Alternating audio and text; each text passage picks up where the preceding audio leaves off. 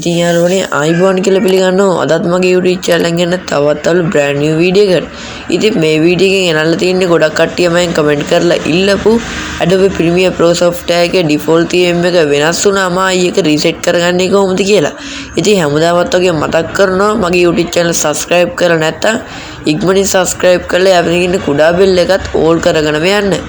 ඉතින් ඕගොල්ලෝ මෙන්න මේ විදිහට Premiere Pro software එක open කරගෙන ඇති.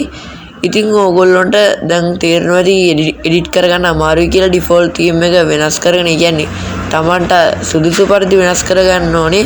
ඒ කියන්නේ හොයාගන්න බැරි විදිහට වෙනස් කරොත් එහෙම කොහොමවත් edit කරන්න අමාරු වෙනවා.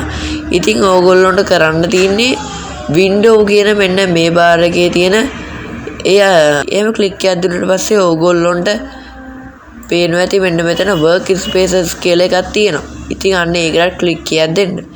එහෙම දුන්නාට පස්සේ ඔයගොල්ලන්ට මුලින්ම පේන all panels කියලා එකක් ගන්න ඕනේ reset to saved layout කියලා එකක්. ඉතින් මෙන්න මේකට click එකක් දෙන්න. එහෙම දුන්නාට පස්සේ ඔයගොල්ලන්ට පේනවා ඇති ගොඩක් ඉක්මනට අපේ default theme එකයි reset වුණා. ඉතින් ඕගොල්ලන්ට පේනවා ඇති කොච්චර ලේසිද කියලා මේක කරගන්න. ඉතින් මේ වගේ වීඩියෝ හැමදාම බලා ගන්න කැමති කට්ටියට පුළුවන් මගේ YouTube channel එක subscribe කරලා එහා පැත්තේ තියෙන bell එකත් all කරගෙන යන්න. ඉතින් මේ වගේ වීඩියෝ හැමදාම බලන්න මාත් එක්ක එකතු වෙන්න. ඉතින් හැමෝටම සුබ දවසක්.